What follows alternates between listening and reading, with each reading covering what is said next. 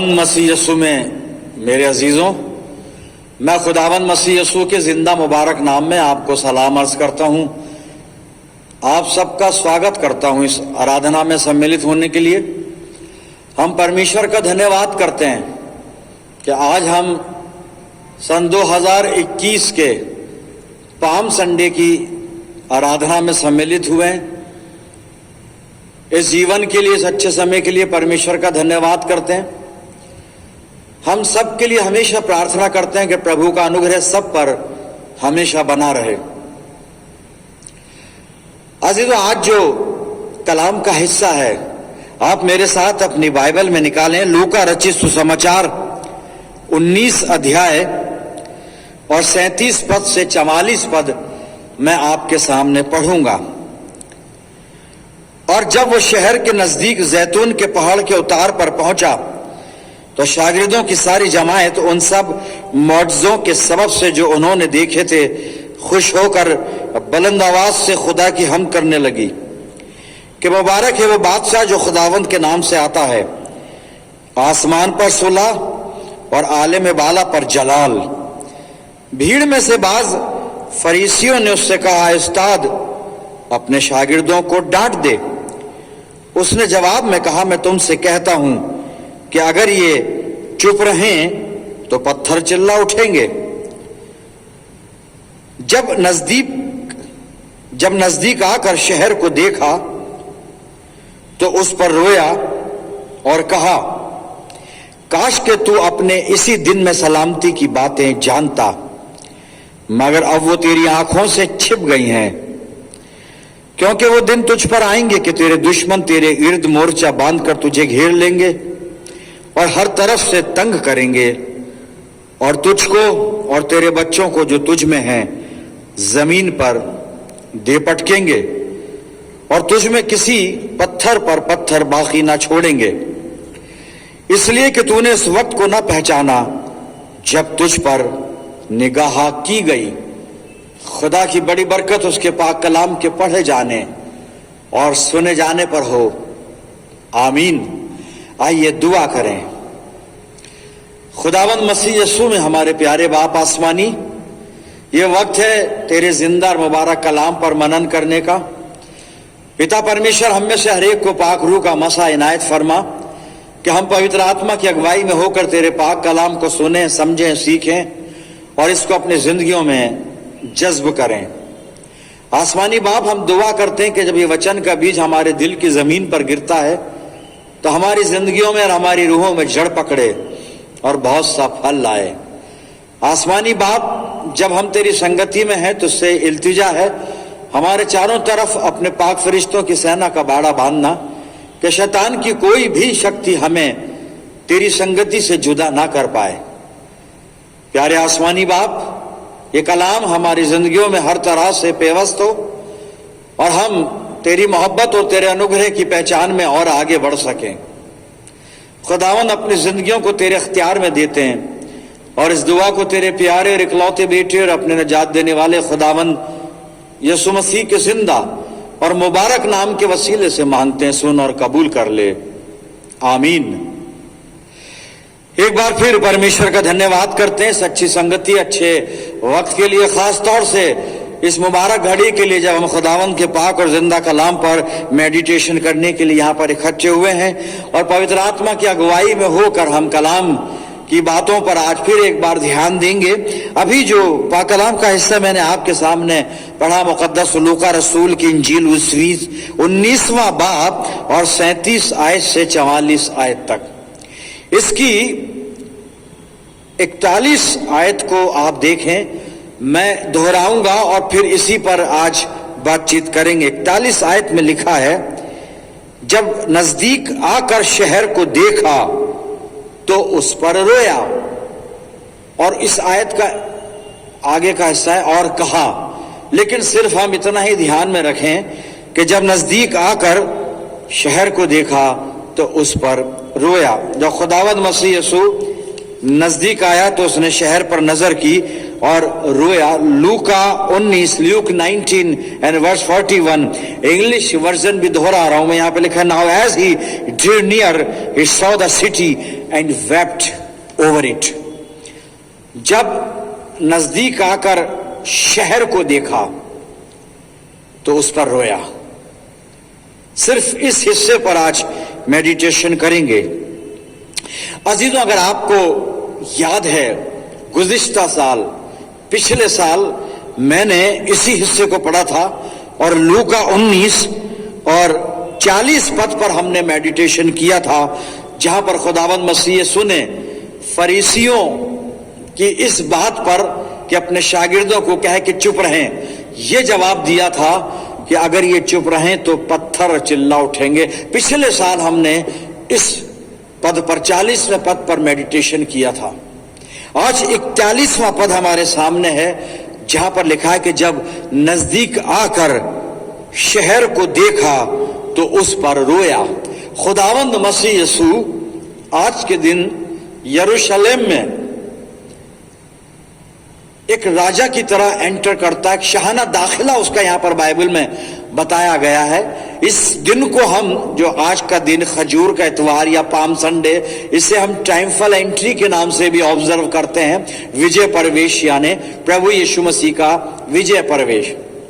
और इसके बाद आने वाले 4 दिन हम खुदावंद मसीह यीशु के साथ और जो दीगर बातें हुई उन पर ध्यान देंगे और होली वीक हमारा शुरू हो जाएगा और फिर उसके बाद गुड फ्राइडे आएगा और गुड फ्राइडे पर भी हम आराधना करेंगे वगैरह आगे चलकर, और भी फिर ईस्टर, सनराइज, ये सब चीजें।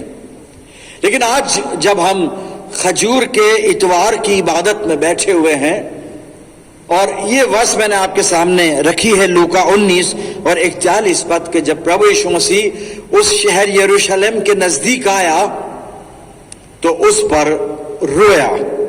जब उसने शहर को देखा तो खुदावंद मसीह यीशु को रोना आया। He wept over Jerusalem. Palm Sunday की इबादतों को हम बहुत सालों से ऑब्जर्व कर रहे हैं और हमें सब कुछ मालूम है कि इस दिन खुदावंद मसीह यीशु के साथ क्या हुआ था, क्या घटना हुई थी। खुदावंद मसीह यीशु बैतनिया से गधे पर सवार होकर यरूशलेम में एंटर करता है। लोगों की भीड़ प्रभु यीशु मसीह के आगे पीछे और साथ में चल रही है, शागिर्द भी साथ में है। कई बार हमने इस ऐतिहासिक घटना को सुना है।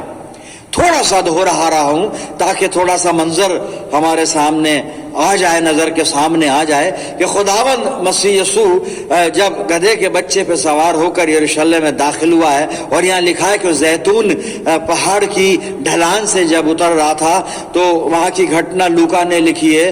अदर गॉस्पल में भी बहुत सारी डिटेल में लिखा गया है, लेकिन अगर हम इसको सबको मिलाकर एक नजर डालें उस घटना पर, तो यह है कि खुदावंद मसीह यीशु एक राजा की तरह यरूशलेम में दाखिल हो रहा है और हजारों लोग उसके साथ हैं। और लोगों ने खुदावंद मसीह यीशु के सामने, हालांकि खुदावंद मसीह यीशु तो गधे पर सवार है, यीशु मसीह नहीं चल रहा है, चल तो गधा रहा है, लेकिन उस मार्ग में लोगों ने बड़े एक्साइटमेंट के साथ खजूर की डालियां बिछाई हैं। कुछ लोगों ने अपने कपड़े भी, वस्त्र भी उतार कर राह में बिछा दिए, प्रभु यीशु मसीह का स्वागत कर रहे हैं। लोग बड़ी खुशी से होशन्ना के नारे लगा रहे हैं, जिसका अर्थ होता है हमें बचा।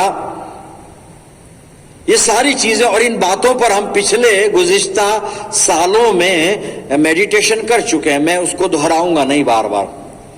41वां पद हमारे सामने जिस पर मैं बात करना चाहता हूं कि ऐसे माहौल में, और ये नजारा है वहां का, ये सब अभी जो मैंने बताया, लेकिन जब खुदावंद मसीह यीशु एक मकाम पर आया है, उसने जब यरूशलेम को देखा, उस शहर को देखा, तो यहां पे लिखा है कि जब उसने शहर को देखा तो उस पर रोया। कितना अजीब सा लगता है जब हम खुदावंद मसीह यीशु के इस शाहाना दाखिले को देख रहे हैं, उस पर मेडिटेशन कर रहे हैं। खुदावंद मसीह यीशु के लिए ये सब कुछ नया नहीं है, ये अचानक नहीं हुआ है। खुदावंद मसीह यीशु को सब कुछ पता है कि क्या होने वाला है, और यहां पर कई सौ साल पहले जो जकरिया नबी के वक्त में भविष्यवाणी हुई थी, जकरिया 9 और 9 पद में, ये भविष्यवाणी जो आज घट रही है, ये खुदावंद मसीह यीशु को भी मालूम है। खुदावंद मसीह यीशु ने पहले से ही इंतजाम कर रखा था बैतफगे और बैतनिया में, जहां पर 2 चेलों को भेजा था कि जब तुम गांव में जाओगे तो प्रवेश करते तुम्हें एक गधा और उसका बच्चा बंधा हुआ मिलेगा और उनको कहना मास्टर को इसकी जरूरत है। ये सब चीजें मसीह यीशु ने पहले से अरेंज कर रखी थी। प्रभु यीशु मसीह को सब कुछ पता है। खुदावंद मसीह यीशु सब कुछ जानता है कि वो यरूशलेम में दाखिल होएगा, क्या उसके साथ होगा, क्या आने वाले 4 दिनों में उसके साथ घटेगा, क्या क्या उससे सवालात किए जाएंगे, कैसी कैसी बातें उससे पूछी जाएंगी, वगैरह वगैरह। और फिर थर्सडे की रात में कैसे उसको गिरफ्तार किया जाएगा और क्या होगा, वो सब खुदावंद मसीह यीशु को पहले से पता है। लोगों को नहीं पता, लेकिन लोग यहां पर बड़े आनंद के साथ खुदावंद मसीह यीशु को वेलकम कह रहे हैं। खजूर की डालियां बिछाई जा रही हैं, वस्त्र बिछाए जा रहे हैं, एक राजा की जैसे खुदावंद मसीह यीशु का स्वागत हो रहा है। हजारों लोग आगे पीछे हैं, जो भी बता चुका हूं मेरे अजीजों, होशन्ना के नारे लग रहे हैं। खुदावंद मसीह यीशु को बहुत ज्यादा खुश होना चाहिए था, बहुत अपने ऊपर गर्व महसूस करना चाहिए था कि एक शहाना तरीके से मसीह यीशु का इस्तकबाल हुआ है, एक राजा की तरह से इसको वेलकम कहा जा रहा है और इसका वेलकम किया जा रहा है। लेकिन यहां पे लिखा है कि जब खुदावंद मसीह यरूशलेम के पास आया, शहर को देखा तो उस पर रोया। खुदावंद मसीह यीशु रोया, यरूशलेम को देखकर रोया मेरे अजीज। बजाय इसके कि प्रभु यीशु मसीह अपने इस इतने महान स्वागत से खुश होता, आनंदित होता, गर्वान्वित खुद को महसूस करता, लेकिन यहां पे कलाम कह रहा है कि वो यरूशलेम के नजदीक आकर जब उसने शहर को देखा तो उस पर रोया। मसीह यीशु क्यों रोया मेरे अजीजों? यहां तो खुशी का मौका है, बहुत कुछ यहां पर अच्छा है, नजारा बहुत अच्छा है। मसीह यीशु के चारों तरफ हजारों लोग हैं जो मसीह यीशु को एक राजा की सूरत में देख रहे हैं, उसको तस्लीम कर रहे हैं, मान रहे हैं, उसको देख के खुश हो रहे हैं, उसकी शान में, उसकी शौकत में नारे लगा रहे हैं। लेकिन मसीह यीशु रोया, खुदावंद मसीह यीशु रोया। क्यों रोया? खुदावंद मसीह यीशु यरूशलेम के ऊपर रोया, यरूशलेम के फ्यूचर के ऊपर रोया। इसलिए रोया कि मसीह यीशु को मालूम है कि यरूशलेम का क्या हश्र होने वाला है। खुदावंद मसीह यीशु जानता है कि यरूशलेम जिसमें यहूदी लोग रहते हैं, जिसके बारे में कहा जाता है कि यहूदियों का यहां पर ये एक मुकद्दस शहर है, यहूदियों की यहां पर हैकल है, यहूदी यहां पर फसा मनाने आते हैं, कई ईदें आके यहां पे मनाते हैं। ये यरूशलेम, इसका अर्थ होता है सुलह की बुनियाद। और ऐसे शहर यरूशलेम को देख के मसीह यीशु रोया। इसलिए रोया कि यीशु मसीह को पता है कि इस यरूशलेम का क्या हश्र होने वाला है, क्या इसका हाल होगा। क्योंकि इस शहर के जो लोग हैं, इस शहर में रहने वाले जो यहूदी हैं, जो फरीसी फकी हैं, जो खुदा के लोग कहलाते हैं, अपने आप को परमेश्वर का लोग कहते हैं, अपने आप को बड़ा राइचस बताते हैं, धार्मिक बताते हैं, व्यवस्था का जानकार बताते हैं, सब कुछ बताते हैं, खुदा का लोग अपने आप को बताकर दावा करते हैं कि हम खुदा के लोग हैं। लेकिन इन लोगों ने खुदा के बेटे खुदावंद मसीह यीशु को कबूल नहीं किया साहब। और इन्होंने मसीह यीशु को, जो कि एक नजात लेकर आया, हमेशा की जिंदगी लेकर आया, उसको निगलेक्ट कर दिया, ठुकरा दिया उसको।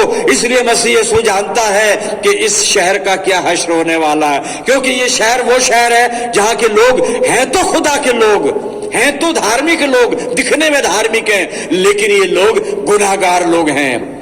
ये लोग परमेश्वर की दृष्टि में बहुत ज्यादा गलत लोग हैं। मैं नहीं कह रहा हूं, कलाम अभी बताएगा आगे चलकर।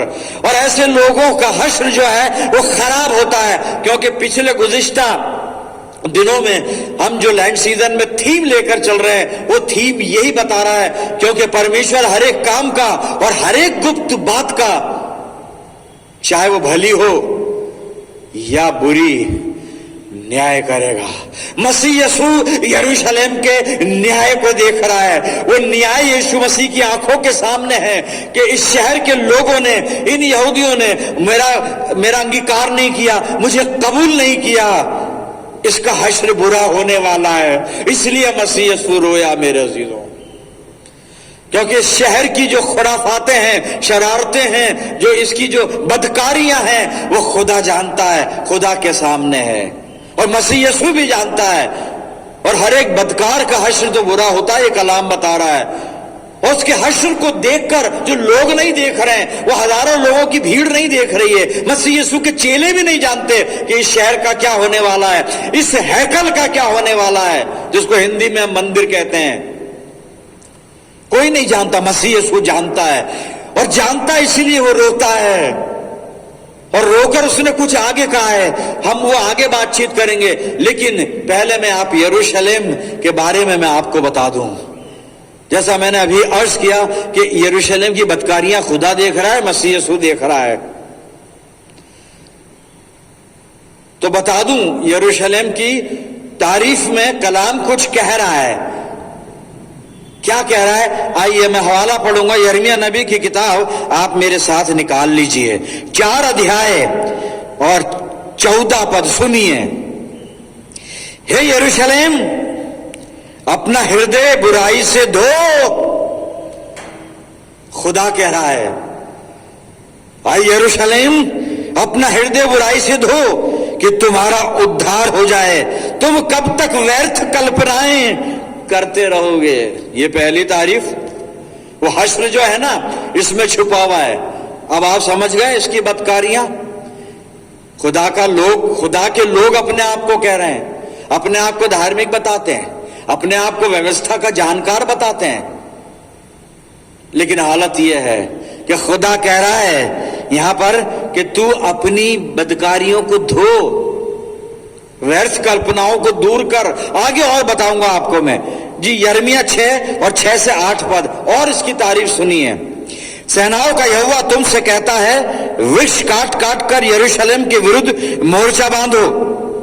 ये वही नगर है जो दंड के योग्य है, और उसी दंड को खुदावंद मसीह यीशु अपनी आंखों से, जो कि ईश्वरीय आंखें हैं, उससे देख रहा है मेरे अजीजों। उस दंड को लोग नहीं देख सकते, उस दंड को यीशु मसीह के शागिर्द नहीं देख सकते, कोई नहीं देख सकता, मसीह यीशु देख सकता है, क्योंकि दंड तो उसी ने देना है, न्याय भी उसी ने करना है। जज खुद देख रहा है, जज खुद देख रहा है कि इस क्रिमिनल का हाल क्या होने वाला है, मैं इसको क्या सजा सुनाने वाला हूं फैसले के बाद। जी सुनिएगा, ये वही नगर है जो दंड के योग्य है, इसमें अंधेर ही अंधेर भरा हुआ है। 7वां पद, जैसा कुएं में से नित्य नया जल निकला करता है, वैसा ही इस नगर में से नित्य नई बुराई निकलती है। इसमें उत्पात और उपद्रव का कोलाहल मचा रहता है, चोट और मारपीट मेरे देखने में निरंतर आती है। हे यरूशलेम, ताड़ने से ही मान ले, हे यरूशलेम, ताड़ना से ही मान ले, नहीं तो तू मेरे मन से भी उतर जाएगी और मैं तुझको उजाड़ कर निर्जन कर डालूंगा। खुदा कहता है, आई यरूशलेम, तू ताड़ना से ही मान ले, नहीं तो तू मेरे मन से उतर जाएगी। यरूशलेम, तू मेरे दिल से उतर जाएगा और मैं तुझको निर्जन कर डालूंगा। लेकिन यरूशलेम ने तौबा नहीं की। यरूशलेम ने यानी लोगों ने, शहर की बात नहीं है, वासियों की बात है, यहूदियों की बात है, इस्राएलियों की बात है। उन्होंने साहब तौबा नहीं की, मन नहीं फिराया, उन्होंने अपने बुरे काम नहीं छोड़े, अपनी बुराइयों को नहीं छोड़ा। इसलिए खुदावंद मसीह यीशु उसके हश्र को देखता है। उसके हश्र को जो होने वाला है वो क्या होगा, बस अब मैं आने वाला हूं उस पॉइंट पे। लेकिन अभी मसीह यीशु इसलिए रोया कि उसको दिख रहा है इसका हश्र क्या होगा, इसलिए रोया मेरे अजीजों। क्योंकि यरूशलेम में यानी वहां के लोगों में बुराई ही बुराई है। खुद को खुदा का कहते हैं, खुदा का लोग कहते हैं, हम परमेश्वर के लोग हैं, हम खुदा के बेटे और बेटियां हैं, हम धार्मिक लोग हैं, हम प्रभु यीशु मसीह की आराधना करने वाले लोग हैं, हम भी कई बार इसी गलत फहमी में जीते रहते हैं, बुराइयां करते रहते हैं, लेकिन हमारी हकीकत क्या है और हमारा हश्र क्या होगा, अंजाम क्या होगा, एंड क्या होगा, ये तो सिर्फ खुदा जानता है या खुदावंद मसीह यीशु जानता है। लेकिन हम इस आज के सबक से ये इबरत ले सकते हैं, हम ये सबक हासिल कर सकते हैं कि हम अपनी जिंदगियों पर गौर करना होगा कि कहीं हम भी यरूशलेम की कैटेगरी में तो नहीं खड़े हुए कि हमें देखकर आज खुदावंद मसीह यीशु रोता है। हम गलत फहमी में जी रहे हो कि हम बहुत दुआ बंदगी करने वाले लोग, बहुत राइचस लोग हैं, हम ऐसे हम वैसे हैं, लेकिन यरूशलेम के लोग यही सोचते थे। लेकिन मसीह यीशु इसलिए रोया कि मालूम नहीं उनको कि उनका एंड हश्र क्या होने वाला है। और खुदावंद मसीह यीशु ने जो देखा उसका हश्र, वो क्या देखा, वो खुदावंद मसीह यीशु यहां पर कह रहा है। अब मैं आगे लेके चलता हूं, वहीं पर लूका 19 और 41 पद के आगे जहां पे लिखा है ना, जब नजदीक आकर शहर को देखा तो उस पर रोया और कहा, अब क्या कहा 42 पद से सुनिए, काश कि तू अपने इसी दिन में सलामती की बातें जानता, मगर अब वो तेरी आंखों से छिप गई। यरूशलेम, तुझको ढूंढना था खुदा को, तुझको तौबा करनी थी, तुझे परमेश्वर की तरफ फिरना था, तुझे शांति की तलाश करनी थी, तुझे उद्धार को स्वीकार करना था जो तेरे पास आया, अर्थात प्रभु यीशु मसीह। लेकिन यरूशलेम तो 4 दिन बाद मार देगा खुदावंद मसीह यीशु को, यहूदी तो 4 दिन के बाद प्रभु यीशु मसीह को मार देंगे। ये कहां सलामती की बातें ढूंढ रहे हैं, और मालूम है यीशु मसीह को ये नहीं ढूंढेंगे। इसीलिए यीशु मसीह ने कहा कि तू इसी दिन में सलामती की बातें जानता, मगर अब वो तेरी आंखों से छिप गई। टाइम हैज गॉन, वो समय जा चुका, अब कुछ नहीं हो सकता तेरा। अब तो जो तेरा होने वाला है वो मैं बताता हूं। यीशु मसीह बताता है कि तेरा अब क्या होगा। सुनिए 43 पद, क्योंकि वे दिन तुझ पर आएंगे कि तेरे दुश्मन तेरे गिर्द मोर्चा बांधकर तुझे घेर लेंगे और हर तरफ से तंग करेंगे, और तुझको और तेरे बच्चों को और तुझ में जो कुछ तुझ में है जमीन पर दे पटकेंगे, और तुझ में किसी पत्थर पर पत्थर बाकी ना छोड़ेंगे। इसलिए कि तूने उस समय को ना पहचाना जब तुझ पर निगाह की गई। प्रभु यीशु मसीह तेरे पास आया, लेकिन तूने उसको स्वीकार नहीं किया। खुदावंद यीशु मसीह अपनी मिनिस्ट्री में पहले भी 2 बार यरूशलेम गए थे, लेकिन उन्हें बेइज्जत करके निकाल दिया गया, और आज 3री बार जा रहे हैं, लेकिन अब इन्हें मार दिया जाएगा। अब निकाला नहीं जाएगा, सलीब पर लटका दिया जाएगा। और ये हश्र देखा जो अभी मैंने पढ़ा, और ये ठीक मसीह यीशु के क्रूसिफिकेशन के 40 साल के बाद, लगभग 40 साल के बाद, रोमी सेनाओं ने इस यरूशलेम को गारत कर दिया, नेस्त नाबूद कर दिया। मेरे अजीजों, हल चलवा दिए, इस पर मंदिर भी तोड़ डाला, कत्ल कर दिया यहूदियों को, बच्चों को जमीन पर दे मारा। बहुत कुछ चीजें हैं जो इतिहासकार स्कॉलर्स बताते हैं, पर अभी मैं उनको अनफोल्ड करना नहीं चाहता मेरे अजीजों। लेकिन खुदावंद मसीह यीशु को एक कंसर्न हमेशा रहा यरूशलेम के लोगों के प्रति, यहूदियों के प्रति, हमेशा रहा। लेकिन इन लोगों ने कभी मन नहीं फिराया, तौबा नहीं की, प्रभु यीशु मसीह को ग्रहण नहीं किया, उसे कबूल नहीं किया। एक हवाला पढ़ता हूं मैं आपको, मत्ती 23 और 37 पद।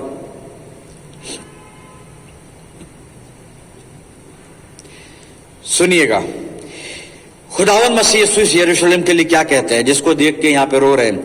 हे यरूशलेम, हे यरूशलेम, तू भविष्यवक्ताओं को मार डालता है और जो तेरे पास भेजे गए उन पर पथराव करता है। यही काम था इनका। कितनी बार मैंने चाहा कि जैसे मुर्गी अपने बच्चों को अपने पंखों के नीचे इकट्ठा करती है, वैसे ही मैं भी तेरे बालकों को इकट्ठा कर लूं, परंतु तुमने ना चाहा। ये वो लोग थे मेरे अजीजों जो दुनिया की ख्वाहिशों में ही पड़े रहते थे, ये संसारिक अभिलाषाओं में ही लिप्त रहते थे, और दुनिया की अभिलाषाओं में लिप्त रहते रहते रहते रहते रहते रहते कभी इनको मौका ही नहीं मिला कि उस नजात को एक्सेप्ट कर लें, प्रभु यीशु मसीह को ग्रहण कर लें, जो हमेशा की जिंदगी लेकर आया, उस खुदा के बेटे को अर्थात प्रभु यीशु मसीह को अपने जीवन में स्वीकार कर लें, ग्रहण कर लें। इन्होंने कभी नहीं किया मेरे अजीजों, ये नहीं फिरे परमेश्वर की तरफ। इसलिए खुदावंद मसीह यीशु यरूशलेम को देख के रोया। आज मेरे जीवन की क्या हालत है। अपनी जिंदगियों को टटोले मेरे अजीजों, कि अगर आज हमारी जिंदगियों पर प्रभु यीशु मसीह दृष्टि डाले तो उसको खुशी होगी या रोना आएगा। कहीं ऐसा तो नहीं कि होता है ऐसा, अक्सर ऐसा होता है कि हम संसार की अभिलाषाओं में इतने बिजी रहते हैं, इतने व्यस्त रहते हैं, दुनिया के कामों में इतना व्यस्त रहते हैं और दुनियावी चीजों को हासिल करने के लिए इतना व्यस्त हो जाते हैं, खुदावंद मसीह यीशु को निगलेक्ट कर देते हैं, उसे अपनी जिंदगी से अलग कर देते हैं। कहते हैं हमारे पास अभी तेरे लिए टाइम नहीं है, फिर सोचेंगे बाद में, फिर सोचेंगे, अभी समय नहीं है, और गुनाह में पड़े रहते हैं। परमेश्वर के पास नहीं आते हैं, अपना समय प्रभु को नहीं देते, अपना जीवन प्रभु को नहीं देते मेरे अजीजों, उसको अवसर नहीं देते कि उसकी सामर्थ हमारे जीवन में काम करे, खुदावंद मसीह यीशु की कुदरत हमारी जिंदगियों में काम करे। और हम उसको निगलेक्ट करते हैं, प्रभु यीशु मसीह को, उस उद्धार को, उस नजात को हम निगलेक्ट करते हैं और जिंदगी में हमेशा रंजो गम में पड़े रहते हैं, तकलीफ मुसीबत में पड़े रहते हैं। झूठी हंसी हंसकर सबको दिखाते हैं हम बिल्कुल ठीक हैं, कैसे हो, खुदा का फजल है, ठीक हैं, लेकिन दिल के अंदर टीसें उठती हैं। और वो टीसें इसलिए उठती हैं कि हमने उस समय को ना पहचाना जब प्रभु यीशु मसीह हमारे पास आया था और उसने कहा था कि मेरे बेटे, मेरी बेटी, मैं तेरे जीवन में आना चाहता हूं। जब प्रभु यीशु मसीह की आवाज हमारे कानों में आई थी, किसी भी प्रचारक के द्वारा, किसी भी वक्ता के द्वारा, किसी भी मुबश्शिर के द्वारा, किसी भी पासबान के द्वारा, लेकिन हमने प्रभु यीशु मसीह की तरफ ध्यान नहीं लगाया अजीजों। हम दुनियावी बातों में, संसार की अभिलाषाओं में ही हम व्यस्त रहे, हमने उस समय को ना पहचाना। और यरूशलेम को यही कहा जा रहा है, तूने उस समय को ना पहचाना जब तुझ पर दृष्टि की गई, तुझ पर निगाह की गई। हम इस उद्धार को यानी खुदावंद मसीह यीशु को, प्रभु यीशु मसीह नजात लेकर आया, नजात दुनिया में आई, खुदावंद मसीह यीशु संसार में आया, इसका मतलब उद्धार संसार में आया, लेकिन हमने उद्धार को नेगलेक्ट कर दिया, नेगलेक्ट कर दिया। तो नेगलेक्ट कर दिया तो उसका दंड है। अब दंड कहां पर है, आइए पढ़ते हैं इब्रानियों की पत्री और 2 अध्याय और 2 पद पढ़ रहा हूं, आप सुन लीजिए। क्योंकि जो वचन स्वर्गदूतों के द्वारा कहा गया था, जब वो स्थिर रहा और हर एक अपराध और आज्ञा न मानने का ठीक ठीक बदला मिला, तो तुम लोग ऐसे बड़े उद्धार से निश्चिंत रहकर कैसे बच सकते हो। तुम लोग यानी हम लोग प्रभु यीशु मसीह को अवॉइड करके, निगलेक्ट करके, इस नजात से गाफिल रहकर, इस इतने बड़े उद्धार से निश्चिंत रहकर हम बच नहीं सकते, नहीं बच सकते। हमें बचने के लिए प्रयास करना होगा, प्रभु यीशु मसीह को पूरी तरह से अपनी जिंदगी में जगह देनी होगी मेरे अजीजों। पूरी तरह से खुदावंद मसीह यीशु के सामने जाकर अपने आप को उसके सामने समर्पित करना पड़ेगा। प्रभु यीशु मसीह को पूरी तरह से अपने दिल में बसाना पड़ेगा। वचन कह रहा है इतनी बड़ी नजात से गाफिल रहकर तुम कैसे बचोगे, इतने बड़े उद्धार से निश्चिंत रहकर हम कैसे बच। और कितना बड़ा उद्धार है ये, नजात कितनी बड़ी है, आपको पता है कितनी बड़ी। इस नजात की जो वुसअत है ना, जो इसकी फरावानी, लंबाई, चौड़ाई, गहराई कोई नाप नहीं सकता। ये वो नजात है, यानी प्रभु यीशु मसीह वो है, खुदावंद मसीह यीशु वो है, ये वो उद्धार, वो नजात है मेरे अजीजों, जो हमें पाप से रिहाई देता है, जो हमें मौत से रिहाई देता है, जो हमें दुखों से रिहाई देता है, जो हमें बीमारियों से रिहाई देता है, जो हमें बरकतों से माला माल करता है, जो हमें आनंद से परिपूर्ण करता है और अंत में हमें अनंत जीवन का वारिस बनाता है। इतनी बड़ी नजात को हम निगलेक्ट कर कर बच नहीं सकते, जिंदगियों को टटोलें। कहीं आज भी यीशु मसीह मुझे देखकर रो तो नहीं रहा है। मैं भी खजूर की डाली लाया हूं, हमने भी चर्च सजाया है खजूर के पत्तों से। हमने भी अगर मौका मिला, इस साल तो नहीं लेकिन अवसर मिला पहले, हमने भी जलूस निकाले पाम संडे के, सब कुछ किया। लेकिन यीशु मसीह रोता रहा मेरी जिंदगी को देखकर, क्यों? मेरे जीवन में उद्धार नहीं था, मेरे जीवन में पश्चाताप नहीं था। प्रियजनों, हमें अपनी जिंदगियों पर नजर डालनी पड़ेगी। आज अवसर है हमारे पास, अपने आप को प्रभु यीशु मसीह को पूरी तरह सौंप दें। वचन कह रहा है, ये रोमियो की पत्री निकाल लीजिए मेरे साथ, 6 अध्याय 12 और 13 पद आपके सामने पढ़ूंगा मैं। इसलिए पाप तुम्हारे नश्वर शरीर में राज्य ना करे कि तुम उसकी लालसाओं के अधीन रहो, और ना अपने अंगों को अधर्म के हथियार होने के लिए पाप को सौंपो, पर अपने आप को मरे हुओं में से जी उठा हुआ जानकर परमेश्वर को सौंपो, और अपने अंगों को धर्म के हथियार होने के लिए परमेश्वर को सौंपो। हम अपने आप को खुदावंद मसीह यीशु को सौंप दे मेरे अजीजों, ताकि प्रभु यीशु मसीह को दोबारा ना रोना पड़े। हम अपनी जिंदगी को पूरी तरह यीशु मसीह के कदमों पे समर्पित कर दें। टोटल कमिटमेंट, ये संडे वाला कमिटमेंट नहीं, पैशन वीक वाला कमिटमेंट नहीं, या केवल 40 दिन यानी लैंड सीजन वाला कमिटमेंट नहीं। टोटल कमिटमेंट, अपने आप को समर्पित कर दें प्रभु यीशु मसीह के सामने, उसके चरणों पर। और आखिरी हवाला पढ़कर मैं कंक्लूड करूंगा। एक टास्क दिया है पतरस ने, हमें काम दिया है, इस काम को हम करते रहें और करेंगे तो आशीष पाएंगे। वो क्या है? आइए, पतरस की पहली पत्री 2 अध्याय 1 पीटर चैप्टर 2 वर्स 1 और 2। पहला पतरस 2 अध्याय और 1 और 2 पद पढ़ता हूं मैं। इसलिए सब प्रकार का बैर भाव और छल और कपट और डहा और निंदा को दूर करके, कलाम कह रहा है ये चीजें हमारी जिंदगी में छिपी हुई हैं, लेकिन हमसे छिपी हुई हैं, दुनिया से छिपी हुई हैं, खुदा से नहीं छिपी हुई हैं अजीजों। वो देख रहा है और पवित्र आत्मा पतरस के द्वारा निवेदन कर रहा है, मुझसे कह रहा है। क्या कह रहा है? कि सब प्रकार का बैर भाव, छल, कपट, ढा और निंदा मैं अपने जीवन से दूर कर दूं, दूर करके। और दूसरा पद है, नए जन्मे हुए बच्चों के समान निर्मल आत्मिक दूध की लालसा करो। आत्मिक दूध, परमेश्वर का वचन, आत्मिक दूध की लालसा करो, ताकि उसके द्वारा उद्धार पाने के लिए बढ़ते जाओ। क्योंकि कलाम ने वार्न किया है कि इतने बड़े उद्धार से निश्चिंत रहकर तुम कैसे बचोगे। तो यहाँ पे कलाम ने मुझे और आपको यह असाइनमेंट दिया है, हम ये काम करें कि नए जन्मे हुए बच्चों के समान निर्मल आत्मिक दूध की लालसा करें। लेकिन उससे पहले वो 5 बुराइयां जो वहां पे लिखी हैं उन्हें अपनी जिंदगी से बाहर करें, और फिर हम निर्मल आत्मिक दूध की लालसा करें, ताकि उसके द्वारा उद्धार पाने के लिए बढ़ते जाएं। प्रभु यीशु मसीह मुझे और आपको उद्धार देने के लिए ललायित है, बेचैन है मेरे अजीजों। उस उद्धार की तरफ आगे बढ़ने का प्रयास करिए, लेकिन उसके लिए अपनी जिंदगी को प्रभु यीशु मसीह को समर्पित करना होगा, अपने आप को सौंपना होगा खुदावंद मसीह यीशु को मेरे अजीजों।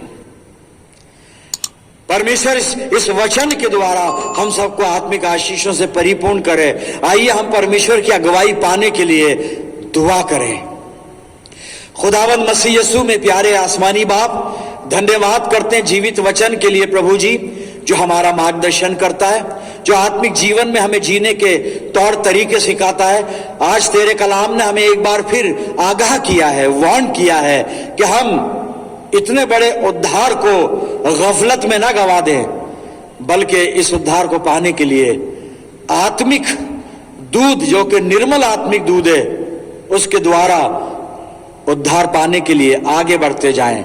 प्रभु यीशु मसीह में आगे बढ़ते जाएं, आत्मिक जीवन में मजबूत होते चले जाएं, विश्वास में मजबूत होते चले जाएं। पिता परमेश्वर, अपनी जिंदगियों को तेरे चरणों पर रख के प्रार्थना करते हैं, पवित्र आत्मा के द्वारा हमें तैयार कर कि हम प्रभु यीशु मसीह की पहचान में और प्रेम में और उसके अनुग्रह में और ज्यादा आगे बढ़ते चले जाएं। प्रभु जी अपनी जिंदगियों को तेरे इख्तियार में देते हैं।